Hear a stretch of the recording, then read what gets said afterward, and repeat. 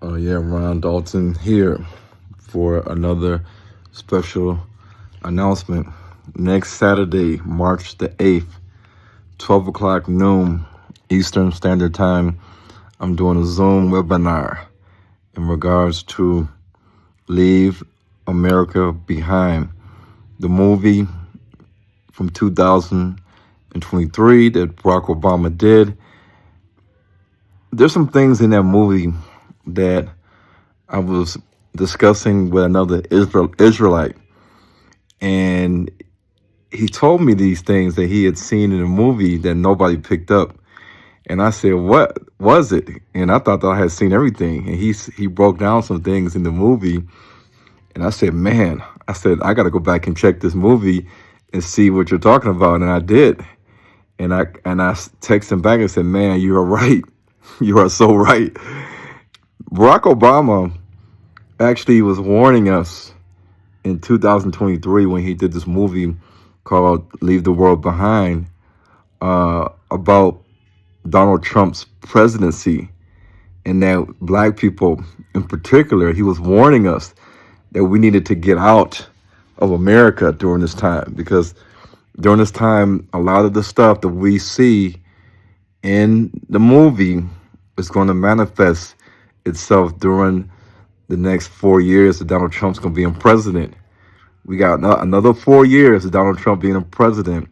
And I don't think people are ready to be in America when all these things happen that somehow Donald Trump knows. I mean, not Donald Trump, but Barack Obama. He knew this. He knew this. And he tried to warn us in the movie. He's not going to tell us, "All right, black people, you need to do this, and that, blah, blah, blah, blah." But he made it so that he gave us signs that was proof that it was directed towards black people to pay attention to the movie, and the fact that he was warning us to leave America. Because when Donald Trump became president, he must have knew that when Joe Biden was president, that he knew that we needed to get out because we were not prepared for what was coming to America. So guys, I'm going to break down a lot of this stuff and more next Saturday at 12 noon USA Eastern Standard Time. You can click on the link in the description to join, or copy the link to register for the Zoom, or you can email me at HebrewsToNegroes@yahoo.com. If you're already on my email blast list, you should have gotten the email with the registration link to register for the Zoom meeting. And once I put it on the negronetwork.com, you'll be able to register from the website as well. You don't want to miss this. I'm breaking down a lot of things, in addition to some other things I want to talk about that prove that the land of Canaan, also known as the land of the Israelites, is in Central Africa. I mean, at least the hub of the Israelites were concentrated in this area. And the land or territory in the Bible that is described as Jerusalem, Yirah-Salem. God provides peace, rest, security, safety. All of these things I'm going to be breaking down. And once you understand where the true land of Canaan is, the land of the Israelites, then everything starts to make sense into what's happening in the world, in America, and Ukraine, and Russia, and Burkina Faso, in Sudan, and Somaliland, in Congo, Rwanda. All these things are going to start making sense. Keep your head focused on what's important. Do not get distracted. Shalom.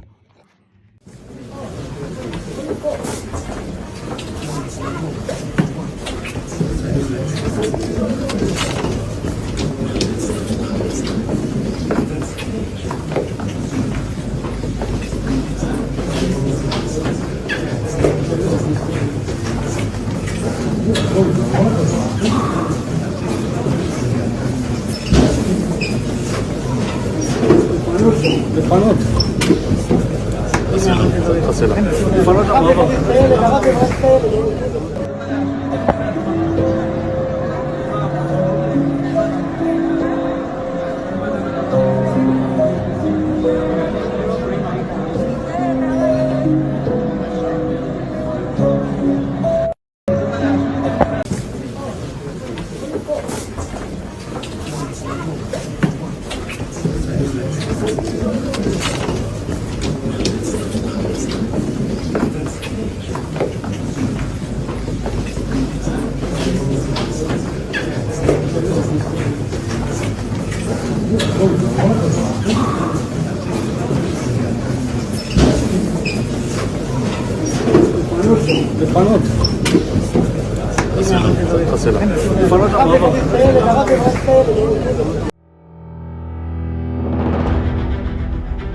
Back around the year 2017, I was in a Coney Island restaurant waiting on a carry-out order when I noticed a white man who was staring at me for a long time while I was on the phone talking to my wife.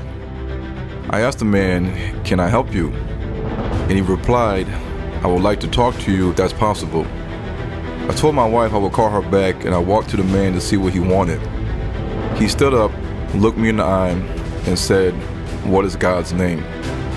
I said, "It depends on who your God is. It could be Zeus, Satan, Baal, Allah, Osiris, Horus, Dagon, or whoever." He replied, "No, God's name is Yahuwah or Yahuwah." The man told me he used to ride bulls and had an accident riding a bull where he injured his head and spinal cord. He said he was rushed to the hospital where he said he died and had an out-of-body experience before being resuscitated back to life in a trauma room. He said his spirit left his body and he talked to God and was told that it wasn't his time yet to die and that he would return back to his body in his physical life, but would later be revealed the fate of America. He said 1 to 2 years after this experience, he was visited by angels and experienced a horrifying vision where the United States of America in the future will experience catastrophic earthquakes, tsunamis that will devastate the east and west coast of America. He said there will be massive flooding in cities and states underwater. But the most striking thing he said was that China and Russia would attack America from outside and within, utilizing the borders of Canada and Mexico. He also said from the Mexican border and the Gulf of Mexico that men dressed in all black with all black flags will also invade and terrorize America. The most intriguing thing he said was a warning about one of the former presidents of the United States of America. Should we take heed to this potential warning? Is Yah trying to warn people of what is coming? Are we safe in our country, cities, and states? Are we prepared for the end of days, what the Bible calls the Great Tribulation? Is it time to sound the alarm? In the Bible, Christ tells us that one of the signs of the end of the world is deception. Distraction is considered by many to be a tool of deception. But what else will happen in the last days? There will be wars and rumors of wars, famines, pestilences, tsunamis, earthquakes, meteors falling to the earth, celestial signs, economic collapses, social decline, violence, the lack of love, food shortages, hunger, hyperinflation, sexual immorality, idolatry, blasphemy, false prophets, false Christs, and the fall of mystery Babylon, which hearkens the fall of the last ruling kingdom on earth. But there is one prophecy that is often overlooked and understudied in the Abrahamic faiths, and that is the prophecy of Gog and Magog, which is directly tied to the Battle of Armageddon, in which God delivers a final judgment to the nations a part of Gog and Magog's army. The people of Gog and Magog's massive army is recognized in Christianity, Judaism, and Islam. In Islam, Ya'juj and Ma'juj are trapped in a faraway land. But when the day of judgment comes, they will all gather together to conquer the world. In the book of Ezekiel 38 and Revelation 20 in the Holy Bible, it describes how the nations in this massive army of Gog and Magog will leave their homeland to come to the land of the true Israelites, to steal, plunder, and exploit the land and all the resources within it that the true Israelites are in possession of. They will cover the holy land of the Israelites like a massive cloud with their people, and at the end they wage war against the Israelites, in which the Most High will destroy them. Knowing all of this, why doesn't the Christian community, Hebrew Israelite community, Jewish community, and Muslim community have any answers about who comprises the nations of Gog and Magog's army today.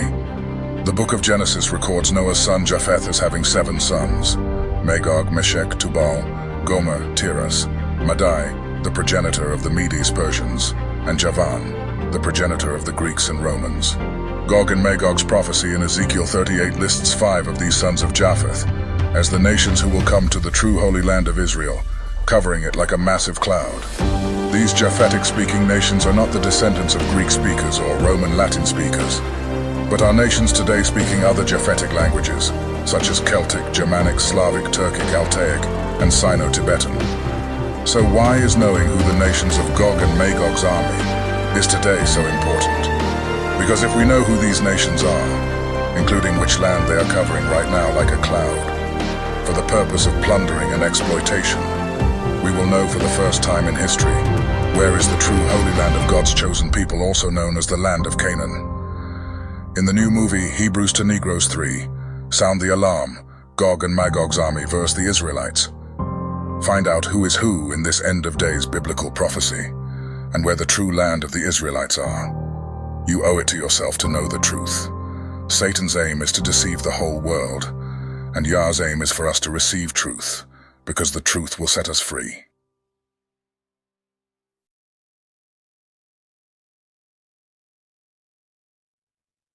All right, so Persia, Kush, and Put. A lot of us look at TV and we see Libya and Gaddafi and the white Arabs, and we think that those are the real Libyans, one of the sons of Ham. We look at Kush, but in our Bible it says Ethiopia, so we don't know where the true land of Kush is. Is it the people in Ethiopia, the majority people in Ethiopia, the Habesha people, or is it those in South Sudan? And then we look at the world news, all the Israelites and all the Christians, and we see Israel attacking Iran and Iran attacking Israel. Anything that has to do with Iran, they say, uh-oh, this is Bible prophecy coming to light. And because they read Ezekiel 38 and they see, Persia is one of these nations that are going to be against the Israelites. And it makes sense because they have a hostility towards the land of Israel and the people living there. And we just believe everything that we're shown on TV by the Gentiles. They're controlling the narrative, like Wizard of Oz. And we don't know who's behind the curtain running the show. But what if the real Persians were not the people in Iran, but the people in North India, the people that are ruling the Indian government, not the Dravidian, dark-skinned, southern Indian, but the northern Aryan Indians.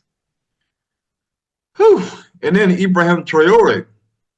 What is his lineage? Is he an Israelite, descendant of the Soninke, Mandingo tribes that ruled the different empires in Ghana, the old Ghana Empire, the Mali Empire, the Songhai Empire, in that Senegal, Gambia, Mali territory, even though he's in Burkina Faso.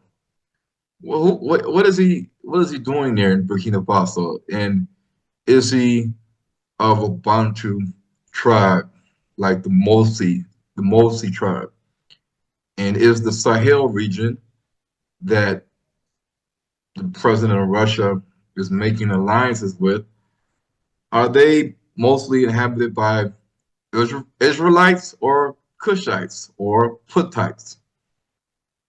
We don't know because we haven't been taught these things in church or in the Israelite community. Definitely not in church. Nowhere in my 30 years of sitting in church services and Bible class did I ever hear anybody break down Who are the descendants of Gog and Magog's army? Never. Never. And that's sad. So sad. And even in the Israelite community, you don't have people really focused on touching on who are these nations.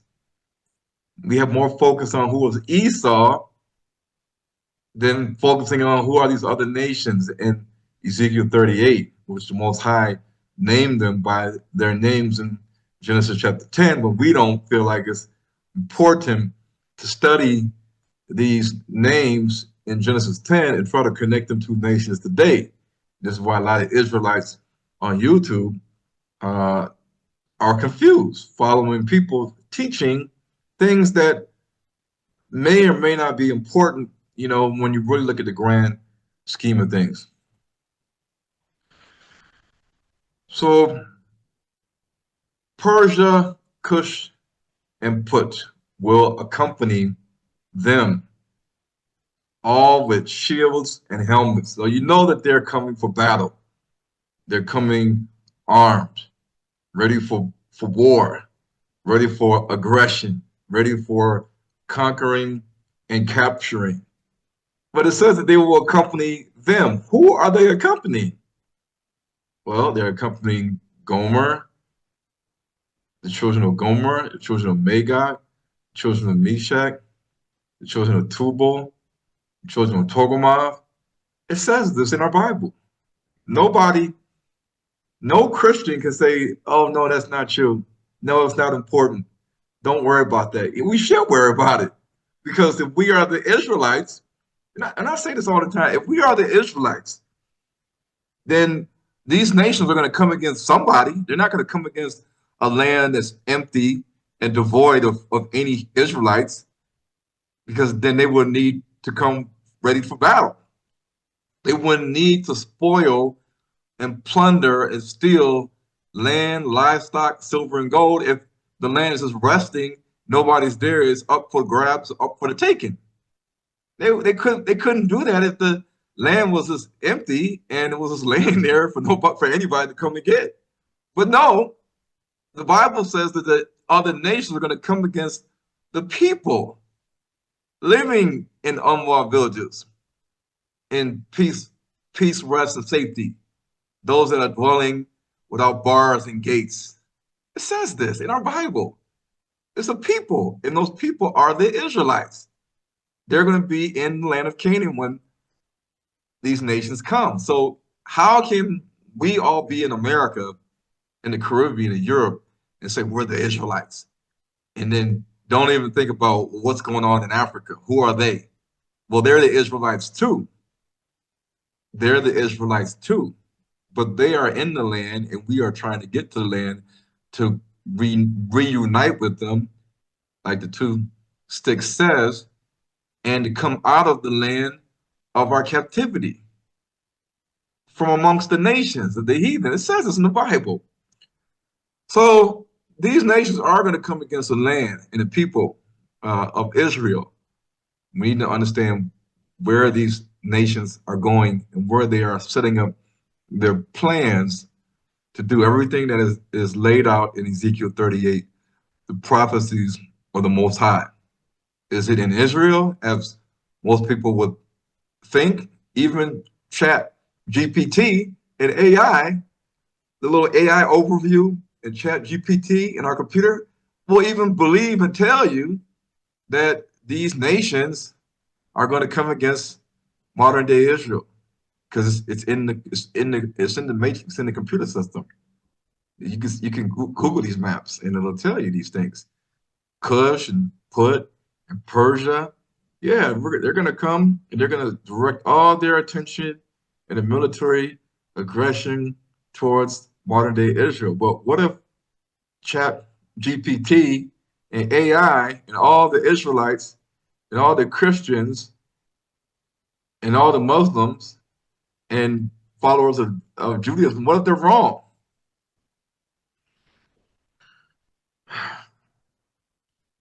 The Bible states that the land of Canaan is a land of milk and honey, a land where you will lack nothing. You will eat bread for days. It will not be scarce, a land of wheat and barley, a land of mountains and hills, a land of deep lakes, deep rivers, springs, streams, torrents, not aquifers that run out of water after a year or two of pumping, not a land that does not have water, not a land that does not have waterfalls, not a land that is not a well-watered land that is forested, because the Hebrew word for forest is yar, Y-A-A-R, and it's seen all throughout the Old Testament. Why else would we see in our Bible the word apes and bear and lion and leopards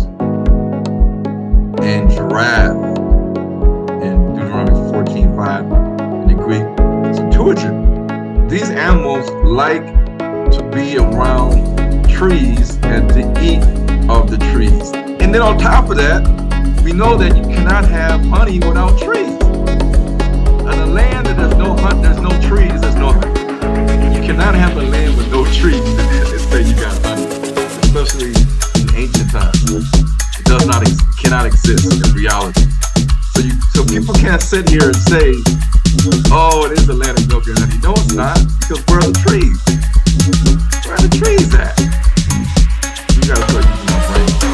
And if you look at sub-Saharan Africa, you look at where the land is that is not a part of the land of Cush, lands that are not a part of the land of Egypt, lands that are not a part of the land of Libya. Look at those lands beyond the Maghreb, beyond the Sahel region. You see that these lands are forested, wooded, savanna lands, shrub lands, grasslands, croplands. Even on a Google Earth satellite, you can see that the most densely forested areas are in Central Africa, not Somaliland, not Ethiopia, because half of Ethiopia is an arid desert, and not the Sahel, definitely not the Sahel, because that's stepping into the desert, and definitely not the Maghreb. So it has to be an area where we see all these good things. And in ancient times, the Bantu people did settle their people in Central Africa, the African Great Lakes. There, we see the Bantu expansion and happen. So was the Exodus in the wilderness, was it through a desert or a forest land, a true wilderness? Don't let the Israelites on YouTube fool you and make you believe that this is the wilderness, the desert region that the Bible speaks of. We have to look at the landscape and wonder, did Moses have rocks that he was constantly hitting for 40 years to get water? Because Moses only hit the rock one time to get water. But did he have to do that for 40 years if they were wandering in a desert like this, in the Sinai Peninsula, in Saudi Arabia, Jordan? A lot of Israelites will tell you that we migrated through the wilderness in Saudi Arabia, the deserts of Jordan, the deserts of the Sinai Peninsula. This is not logical. Why are we not thinking logically and using critical thinking in 2025 and we have the internet?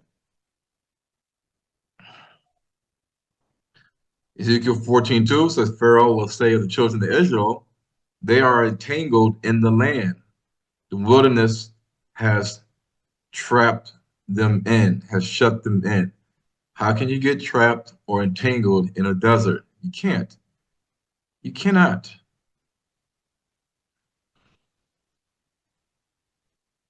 Okay. The white Nile, the blue Nile, the Black Nile, the Abara. The Nile River flows through Egypt and the land of Cush. We know this. And around Khartoum is where the Nile branches into the Blue Nile and the White Nile. This is the meaning of Khartoum in the Kushite, Nilotic, Luau, Shilluk language. So the Luau people, the Shilluk, the Dinka, their language is the meaning behind the word Khartoum or Khartoum. They're the ones that named this name, Khartoum, and the Arabs are there now because they were the originators of this land.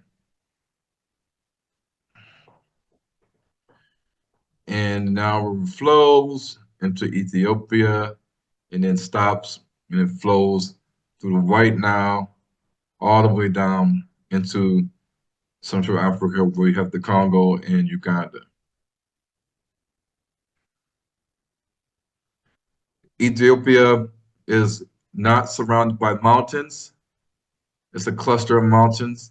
You got one nice sized lake, Lake Tana, which is still not a really big lake compared to the African Great Lakes. And when you go towards Axum, it gets more deserty because it's more northward, close to Sudan.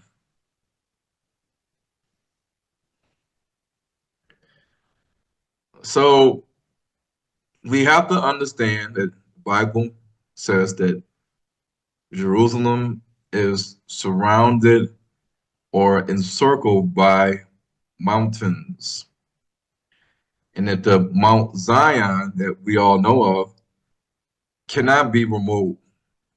It abideth forever. So it cannot shrink, it cannot disappear, it cannot be blasted away by a bomb. It stays there forever. The Bible says this. So people can't say, well, the curses of Israel made all the animals leave Israel. The curses of Israel made the land from a Garden of Eden to a desert land. The curses of Israel took away Mount Zion. It shrunk Mount Zion, so it's not really a mountain anymore. It's just a location, a location. No, they can't say that because the Bible doesn't say that. And so when we talk about Ethiopia in our King James Bible, and we see that word in Ezekiel 38, where it says Persia, Ethiopia, and Libya with them. If you're confused, you will think that Ethiopia, and it's understandable to think, why would we think that the Ethiopians or the country of Ethiopia and Iran and Libya would be one of the nations that come against Israel or the Israelites in the last days? Because in the King James Bible, it says Ethiopia. And in your mind, Ethiopia is Ethiopia. You're not even thinking about Cush or Sudan. You're thinking about Ethiopians, the Solomonic dynasty, King Solomon, Queen Sheba, the Ethiopian Jews.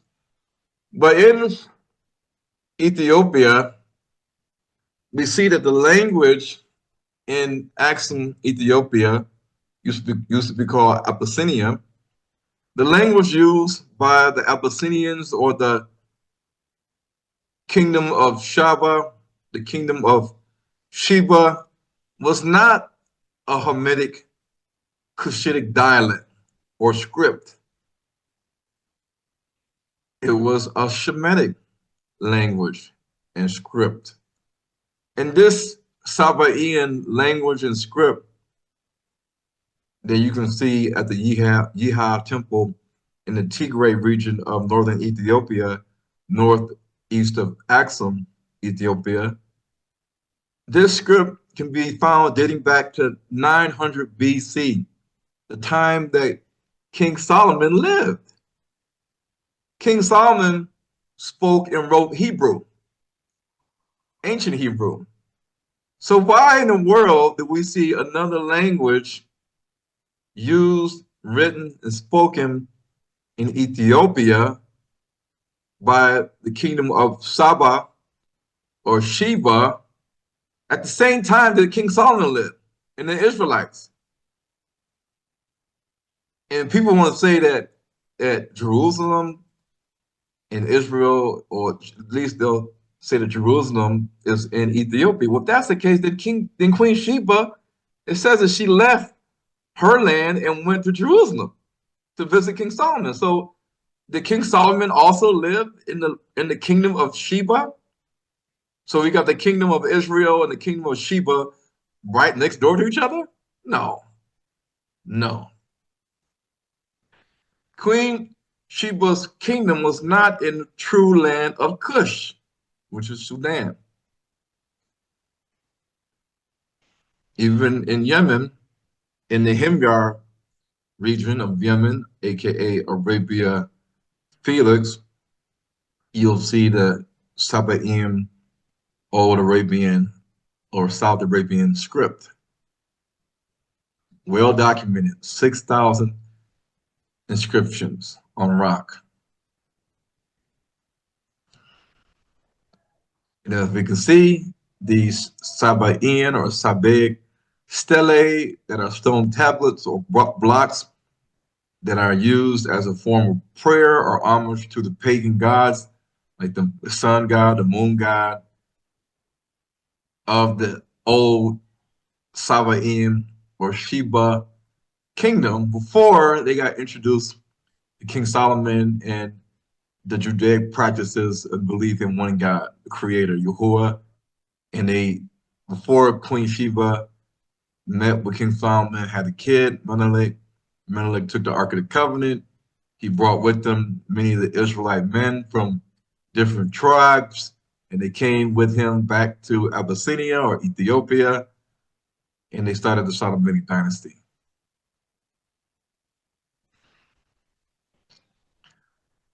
The script on the right at the top is the script of Moreau. Moreau was at one point the capital of the Kushites during the Meroitic era, like in the iron, kind of like in the going to the end of the Iron Age. And below that Meroitic script is the Sabaean script that the Queen Sheba, or the kingdom of Sheba or Saba, this is what they use in their writing style in Axum, Ethiopia. The Ethiopian Jews, this is the precursor for Ge'ez and Amharic and Tigrayan and Tigray. The old Sabaean script, alphabet, pictograph, whatever you want to call it, is a precursor or the progenitor of the Shemitic languages that's spoken in Ethiopia today. However, when you look at the top part of this picture, you'll see that the Meroitic language and script used in Sudan, in the land of Kush, was totally different.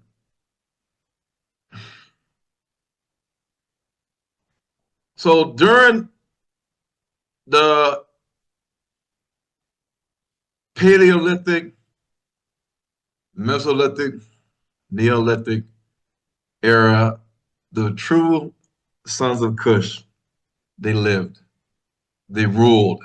They had different names for kingdoms and dynasties like the Kerma, Kudruka, Napata, Meroitic, kingdom of Cush. They were all in Sudan. And these people all spoke the Nilotic languages.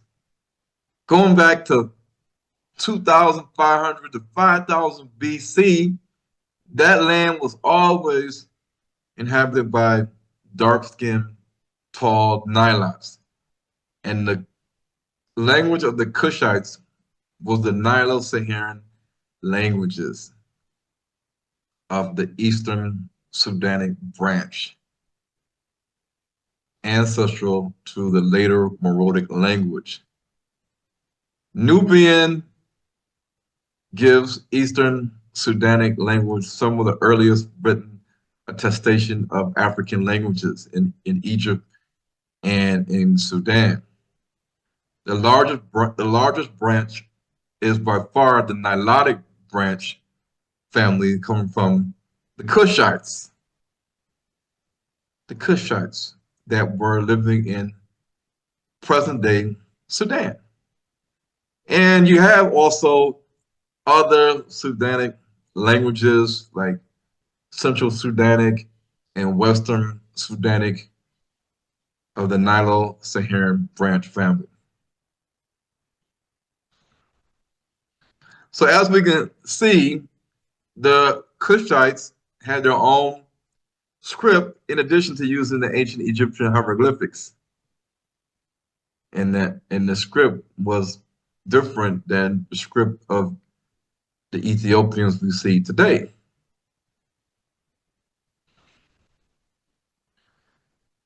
So the Cushite king Taharka was the king of Cush who helped the Judean forces in 701 BC. He helped the Israelites when the Assyrians were coming to attack. He was the king of Sudan, the king of Cush, and the pharaoh of Egypt in the 7th century BC, in the 25th dynasty.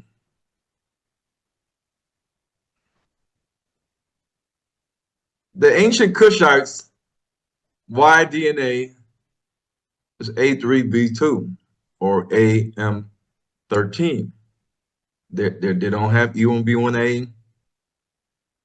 It's not B2A, B2B, E1B1B, J1, R1A, R1B. No, they have the beginning of the alphabet A. They have what they say is the chromosomal atom. And they are one of the oldest tribes in Africa, in addition to the Khoisan and the African Pygmies. Not too many people have done a lot of mixing with them to where they have all these different branches like DE and E1B1A and E1B1A2 and E1B1B. They don't have that. They just got A3B2. They don't have no E1B1A7, E1B1A8. They don't have that. They just got E3B2. That's it. They didn't have too many mutations to even categorize different subgroups. This is A3B2. And even though you have the northern Black Arabs, the Ishmaelites that are in North Sudan, the South Sudanese that had their land taken from them and they got moved down to the south, they know that they're the true people of Sudan. Sudan was named after them. They're the ones that named it. Also a country to be Sudanese. We are Sudanese. We are the real Sudanese. We are the reason why this country is named Sudan. Because if you know the name Sudan, I think you know a lot. So we are the Sudanese. This country is named after us, and we have to take that name first. Instead of allowing it to the people that it doesn't belong to them. Those people are Arab. They are not Sudanese. We are the Sudanese. And we have to take that name back. Suppose our country to be named Sudan instead of South Sudan. They have to take the name not Sudan because they don't belong. They don't suit the names. So we're just wrong place. They're in the wrong place, and we're in the wrong place. We need our place back. We need to take back the land. We need to take back our names. So when you look at the different time eras, we see 10,000 BC, Neolithic civilizations in the Nile Valley. We see 3,800 BC, the A group culture in Lower Nubia. We see 3,000 almost Lower Nubia under Egyptian control. 2,550 BC, the kingdom of Kerma from the second to the fourth cataract. You see 2,300 BC, the C group culture in Lower Nubia. In 1950 BC and 1550 BC, the Egyptians ruled up to the second cataract and then up to the fourth cataract. Then around 900 BC, you see the rise of the Kushite dynasty, and they would rule until the time of the Assyrian siege of the northern kingdom. And we see further down 600 BC, the Napata dynasty, and then 300 BC to 350 AD, the kingdom of Meroe. Now, when they studied and extracted the ancient DNA in 2009, Hisham Yusuf and Muntasser Al-Tayyab with the University of Khartoum in Sudan, they were successful in extracting ancient DNA from bone samples stored at the Sudan National Museum. And these specimens dated from the Neolithic, Meroitic, post-Meroitic, and Christian eras. And these samples went as far back to the Kadruka culture. And that's a long time ago. That is when they studied the Kadruka cemetery or the necropolis, they had skeletons dating back to 4,900 BC.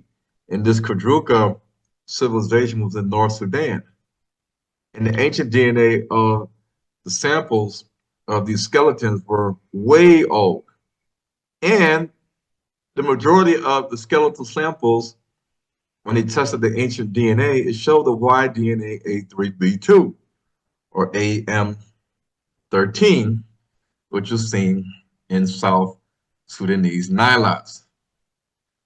Only when you get to the post-Meroitic and Christian era did you see other haplogroups in this area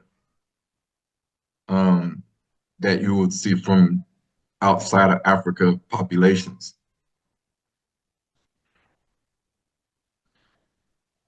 And you will see here that during the Neolithic period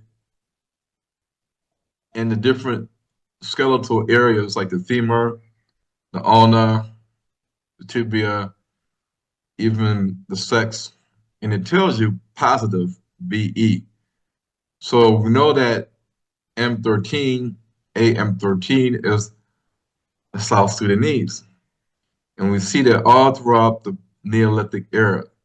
When you hit the Meroitic era, which is like around 300 BC, then you start seeing people that have the YAP, the Y allopolymorphism positive. And that's can be seen in Israelites, like Bantu Israelites, and also people that are in the Andaman Islands. And then even after the post-Meroitic period, going into the turn of the century, into AD times, you still see in Sudan, you see some Israelites with the YAP positive. The Y-DNA haplogroup D and E have the YAP positive, the YAP positive.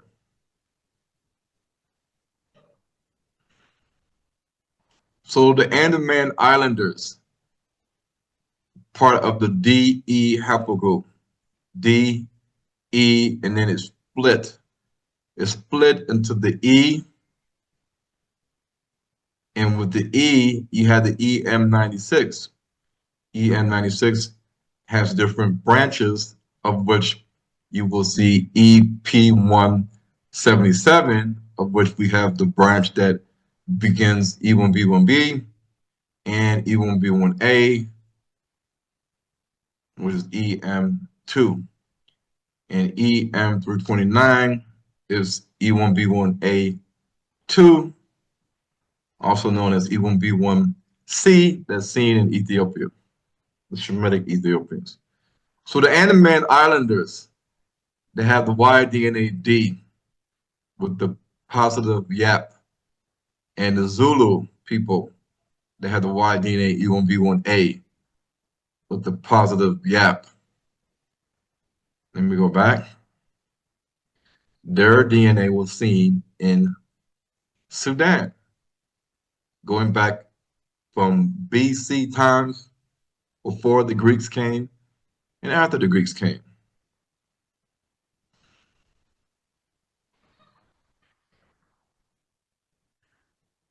And you can see it again. This is the Christian era in Moreau. They're still seeing people that have positive YAP.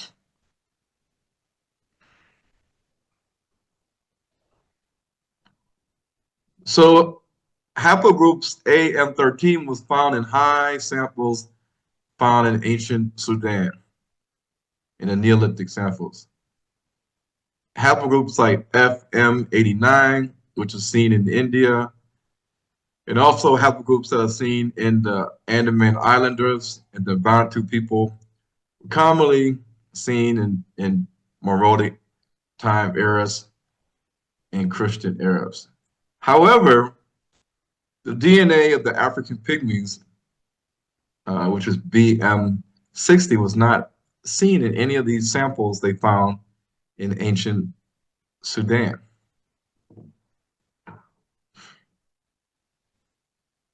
The Somalians' maternal DNA and Y DNA was seen in the A group culture in Lower Nubia around 3,800 BC.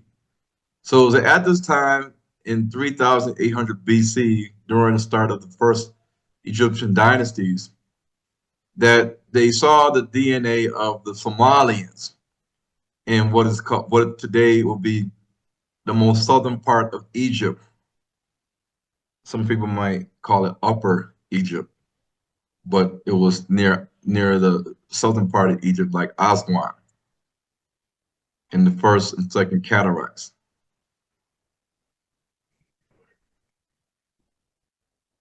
So the A group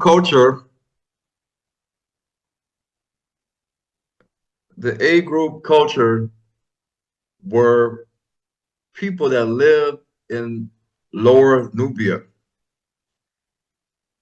And during this time, when they did the osteological analysis of the bones, they found out that there were Cushites in the Lower Nubia area. There were Bantu people, and there were Somalian individuals. And it said that among the modern comparative samples, meaning people living today, that the A group markers cluster with that of a Somalian cohort at a classification accuracy of 97.8%. So they know that during the time of 3000 BC in Lower Nubia or southern Egypt, that the Somalian people were living there. And the Somalian people are connected to the ancient Egyptians. They can even tell you that.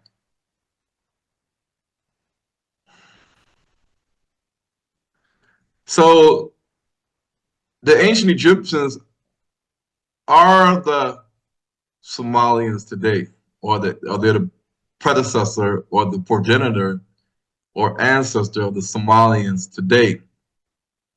But the Somalians are different than the Bantu Negroes.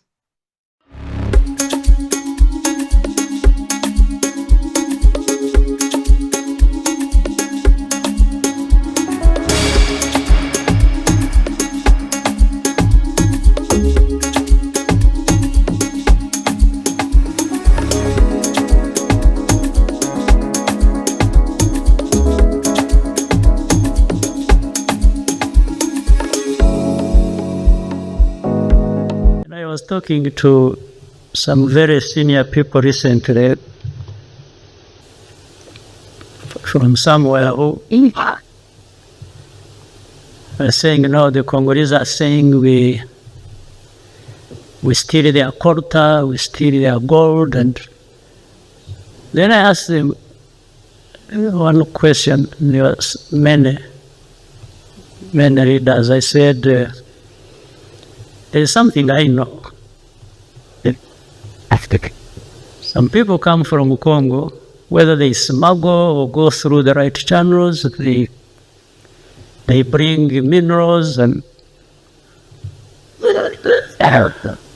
but most of it goes through here, does not stay here. It goes to Dubai, goes to Brussels, goes to Tel Aviv, goes to Russia. It used to go to Russia. I don't know if it still goes there. It goes everywhere. So I was asking them, I said, are you on the list of those who are stealing minerals of Congo? So because these things, they end up with you. For us, we are now, they go through our country. But they are accusing us of stealing Congo's minerals. How about the destination? That's it. Why don't you talk about it? And if we actually deployed everything, every effort, and stopped this thing flowing, the accusation would be even worse. Yeah, they would be seeing no more gold coming through here. Going to them, then they say, these people, they are causing problems. So what are we supposed to do, honestly? There we have it. That has been our candid speech for today. Please feel free to give your opinions in the description.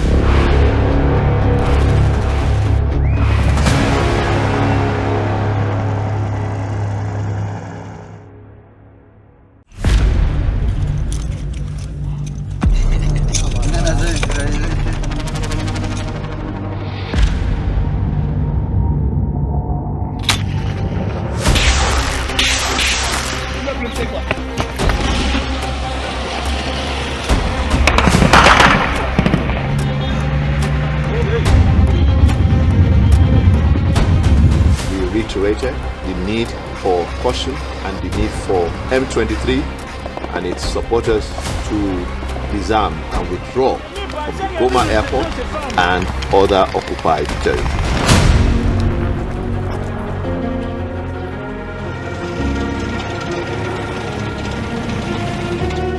M23 has been fighting us for quite a long time, and we know that they have a lot of support from other countries, several countries. So those ones who are fighting us is for minerals. We know the game.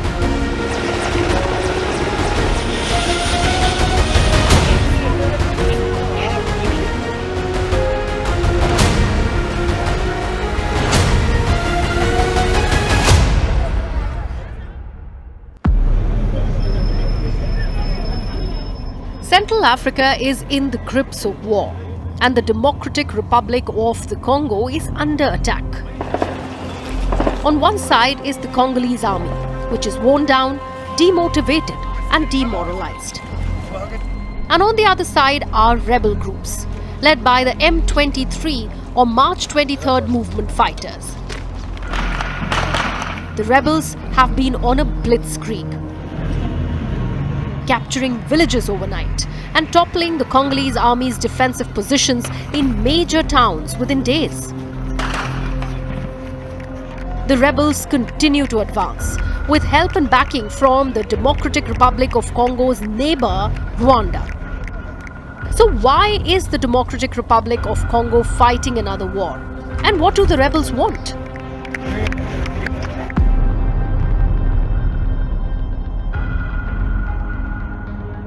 These are a handful of rebel groups that are fighting in the Democratic Republic of Congo.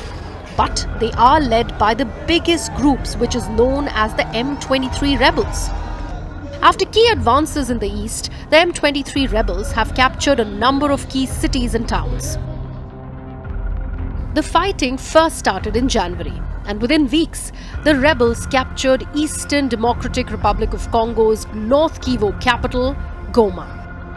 Then the rebels marched south, capturing Kavumu and South Kivu's capital, Bukavu. They have now pledged to march to the capital, Kinshasa, which is almost 2,000 kilometers away. We have come to work for the people. We are not here to steal. Those who stole from you have fled. The thieves are in Kinshasa. They stole from us through the taxes, these daily liars. So we ask you, as you are already freed, would you like us to stay in Goma? No, where do you want us to go? Kinshasa. Where should we continue to? Kinshasa. The M23 rebels continue to dominate the battlefield, despite being outnumbered by a superior Congolese army. The rebels are nearly 8,000 fighters strong and are supported by around 5,000 Rwandan soldiers. On the other side is the 100,000 strong Congolese army, backed by 11,000 foreign troops, including mercenaries from France, Belgium, Belarus, Algeria, and Romania, and soldiers from allied southern African nations, including Uganda, Malawi, South Africa, and Tanzania. Yet the Congolese army continues to surrender and flee its positions. Many, including the foreign fighters, have been captured by Rwandan troops. Nearly 3,000 Congolese troops are dead. And the death toll of allied African soldiers continues to rise, as Uganda, Malawi, and South Africa threaten Rwanda with an all-out war. Our nation is in mourning for these brave souls who lost their lives in defense of our brothers and sisters in the Eastern DRC. On behalf of the people of the Republic of South Africa, I offer my profound and deepest sympathies to the families of our fallen soldiers. We are all very, very concerned about an open regional war over Eastern DRC. And this, we reiterated the need for caution and the need for M23 and its supporters to disarm and withdraw from the Goma airport and other occupied territories.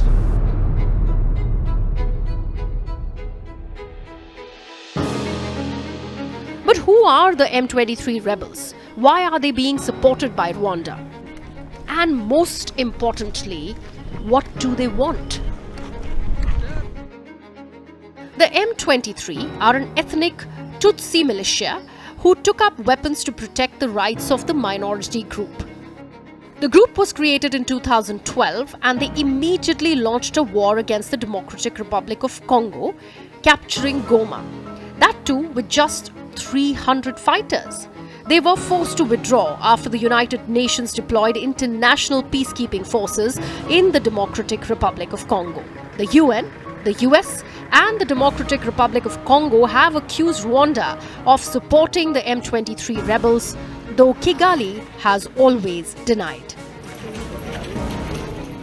And although there are enough connections that hint at the M23's Rwanda connection, which can be traced back to current Rwandan President Paul Kagame, born to a Tutsi family In southern Rwanda, Kagame has been the president since the year 2000. But his rise was decided in the year 1994. The origin of the current fighting and the previous wars in the Democratic Republic of Congo can be traced back to the 1994 genocide in Rwanda, where the majority ethnic Hutus massacred nearly 800,000 ethnic Tutsis. The genocide ended when the Tutsis formed their own militia and fought back. The Tutsi force was commanded by none other than Paul Kagame, Rwanda's current president. Since then, he has launched multiple military campaigns, including the First Congo War from 1996 to 97 and the Second Congo War from 1993 to 2003. Kagame is now calling for the eradication of any Hutu militias that are in the Democratic Republic of Congo. He's also responded to threats from South Africa, Uganda and Malawi and accused them of being the quote-unquote occupiers of the Democratic Republic of Congo. He's also there pretending to be playing a peacemaker role, and he has a force that has been fighting alongside FDLR and has been fighting the M23 on the instructions of Tshisekedi, because these are people who are not supposed to be in Congo, that these are from Rwanda, or the M23 are not Rwandans, please. The Democratic Republic of Congo's president Felix Tshisekedi has accused Kagame and the M23 rebels of starting this war. And the Congolese president claims Rwanda wants to capture the mineral-rich Eastern Democratic Republic of Congo. The Democratic Republic of Congo and the West have accused Rwanda of using the war to loot Congolese minerals in the East. The country's eastern region has abundant reserves of gold, diamonds, tungsten, copper, and cobalt. These minerals are spread from northern Kivu's Goma all the way south to the Katanga province. And Kinshasa says it has proof that Rwandan troops are looting minerals from the eastern part of the country. Again, as I said, this is a war for minerals. It's not a secret to anyone. Since we came to the power here 6-7 months ago, we have conducted some reforms, and those reforms include the mining sector. And this sector has just shown that more than 1,000 private companies, are operating in the mining sector, exploiting millions of US dollars every month. The minerals are going through neighboring countries here and go throughout the world. So those ones who are fighting us is for minerals. We know the game. Not only here from Rwanda, but also from many countries over the world. However, Rwanda has denied the allegations and reaffirmed that it is ensuring the safety of ethnic Tutsis. And as the M23 rebels advance, the African Union has accused Rwanda of trying to break up the Democratic Republic of Congo and capture the eastern regions. Though Rwanda has denied these allegations, the M23 rebels have declared that they will replace the government in the Democratic Republic of Congo. When the old regime was in power, it was a jungle. It's been 60 years that you've been living in this. 60 years is too much. We are going to clean up the disorder left over from the old regime. We know this will take time. If we work together, it's possible. Rwanda and the M23 rebels remain unwilling to back down. The Democratic Republic of Congo is turning to its allies for support. If the war doesn't come to an end, Africa could be staring at another all-out regional war. With South Africa, Tanzania and Malawi rushing to save the Congolese government, but will they be able to stop the march of the M23 rebels towards Kinshasa? And will the Democratic Republic of Congo and Rwanda ever be friendly neighbors? Or will they remain stuck in a loop of war and revenge? Anyway, well, there's always an answer to the question.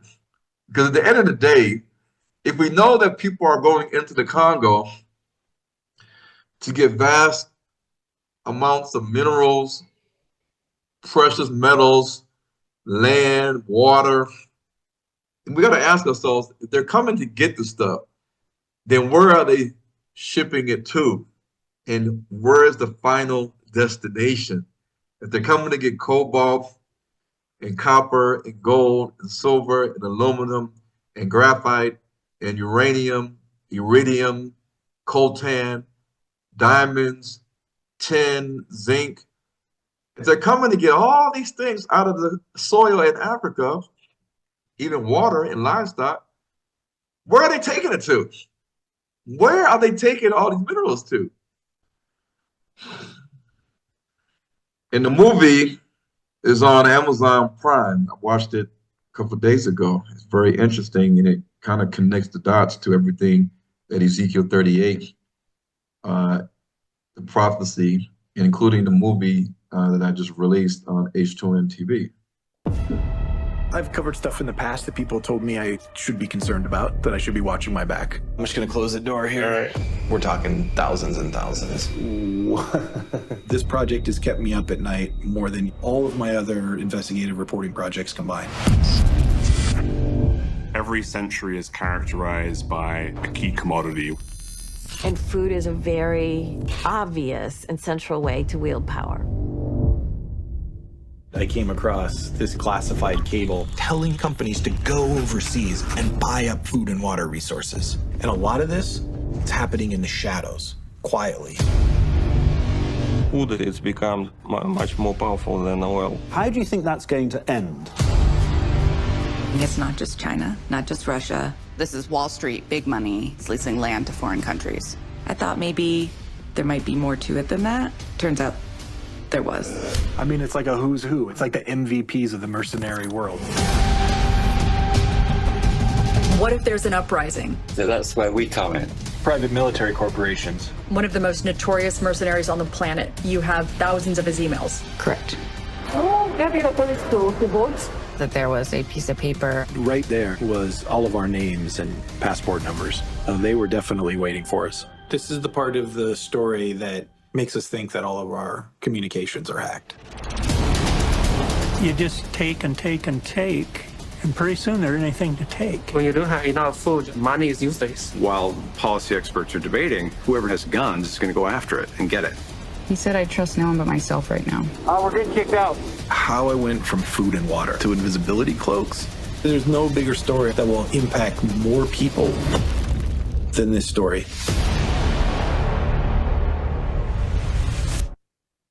So he said, when you have no food and water, money is useless. When you don't have food and water, money is useless. And so all these countries know that Africa has the last 60% of the arable land in the world. Africa has the gold, Africa has all the minerals, Africa has oil, Africa has timber, Africa has water, Africa has solar, Africa has it all. And when you have your interest and eyes set on Africa and you want to take this and take that, but then the people start to get restless and they start to have to create an uprising and get hostile, that's when you get your military involved. You get your private military, hired military mercenaries to control the situation, like the Wagner Group, or you just have people in general that send over troops to protect their assets. Because at the end of the day, whoever is a leader of a country through a coup or a democratic election, they're gonna say, okay, I can't just do this all on my own. I need some backing and support. And this is the reason why And this is the reason why I keep saying since a year or two ago that we need to leave America. We need to start planning and preparing to get land, because land is the most important thing, because on the land has everything that we need to get land so that we can be those that can escape all the bad things that Christ said in Luke 21 is coming to the earth. Because he said, pray ye always that you may be counted worthy to escape all the things that are coming to the world and to earth. And just like in the scripture states in Revelations 18, that we need to flee Babylon lest we partake in her plagues. And her plagues are going to really do a lot of damage to America. And if anybody doesn't think that America is connected to Mystery Babylon, then you can simply ask ChatGPT, and it'll tell you that out of all the places on earth, when reading and analyzing Revelation chapter 18, that America seems as though it is the #1 fit. And when you look at Ezekiel 38, if you ask ChatGPT, where is this land that Ezekiel 38 is talking about, is going to be the victim of looting and spoiling and plundering and preying and exploitation. ChatGPT AI is going to tell you it's Central Africa or Africa in general. And so when we come to Africa and get land, this is a video of the 36 acres of land that we are rezoning right now so that we can build homes for residential use in a community, and also build structures that can be used commercially, so we can have our own stores on the land and do business, buying and selling, trade amongst our people, keep it within our circle, just like the Jews do and other nations do. They use commerce and business, and they keep the money circulating in their community. We have to do the same thing too, but we have to have community. Community, you can't have true community unless you have land. I talked about this at the conference. And this is the 36 acres of land that we're rezoning right now. It should be done this year. We're going to build communities, all diasporans that have used the technique of group economics, putting all the money together so we can achieve things, great things that we can normally not do on our own because we don't have $1 million in the bank. We're not Kyrie Irving or Oprah Winfrey or Tyler Perry. No, I don't like holding birds. That's what it is. Me neither. So I'll let you run. Bird is like a reptile with wings. That's it, and it feels funny in your hand. Chicken? I will not hold a bird. Is like a reptile with Two of the feathers. horses. I will not be able to do that. Would you get out and touch the horse right now? No. Would you get out and touch the horse? No, they might. It might kick. They might kick. Go ahead. Touch the horse. One second. Let me get the horse. You see how strong this thing is? Look at that Yeah, muscle. look at When we get out and talk to the horse. Yeah, go ahead. It might talk back to you. Hey, horsey. Should I get out? No, he got all those flies on him. He might kick you. Try to ride the horse? They don't look friendly. That's a female horse. How do you know? Oh yeah, I can see. You said it's a what? Female? Yeah, you can tell. Yeah. Say hi to the horse. Try to touch it. Try to touch it. No. Probably wondering what did they do. You gonna feed it? And this one I'm riding a bike on the road next to on the road basically entering into the lands right by the gate.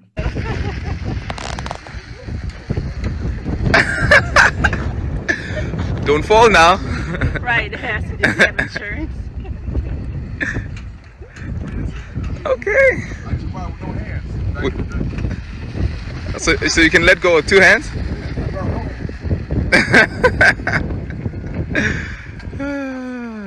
Okay. Point proven. So the only thing that I know you're scared of now. Okay. All right. So. All right. So that's it. How to exit the matrix, the 5 components needed for freedom from the mainstream system. Number 1, land. This is the foundational resource upon which freedom from the mainstream system is built. Without access to land, all the other components of freedom are inaccessible.